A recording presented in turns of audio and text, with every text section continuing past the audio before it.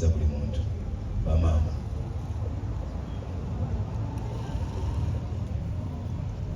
Yesu yeebazibwa abooluganda. Nsanyuse nnyo okubeera wano mu maaso gammwe n'okubalaba mwenna bannange kubanga muzze kale okutujagulizaako ku myaka gya maama kubanga wadde agenza atufuddeko naye tuwulira nga twebaza Katonda olwe emyaka gy'amuwadde okubanga abaddewo naffe ng'atulera.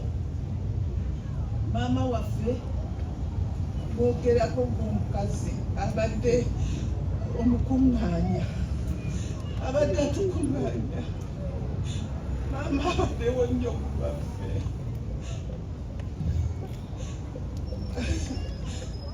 Maama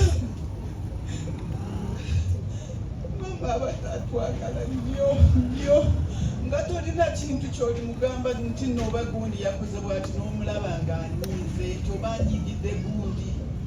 Essaawa eyo yokka oba bwe wakikoledde awo wakirabira, naye bwe kiyitako olunaku omulaba azzeeyo ng'akubudaabuda ng'omwana. Maama waffe, maama alwadde. Yesu mulokozi wange leoli uwoweka omusaayi gw'okunnaziza nebaza omulokozi. Nebaza Pastor Tibo. Taata tukwebaza kubanga obaddewo nnyo ku lwa maama waffe. Bannange maama talina ddwaliro ly'atatuuseemu. Buli ekibadde kyetaagisa ng'agamba mumutwale oba ssente mmeka tunoonya bulamu bwa maama, mumutwale buli wamu tutuuseemu. Maama abadde talina kyantuze. Maama naye tukwebaza taata, tukwebaza otubeereddewo nnyo, ate omuzadde omulungi, tukwebaza okutwagala, tukwebaza nnyo. Katonda y'aba akutusasulira wadde nga maama agenze, naye agenze mu mativu. Agenze mu mativu naye ng'agamba bannange taata onzijanjabye, taata onzijanjabye.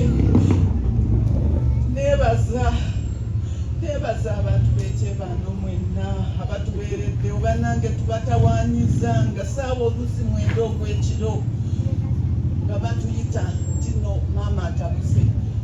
Tubadde tukonkona naye nga tebatwekaanya, ne baleeta entambula okutwala maama mu ddwaliro.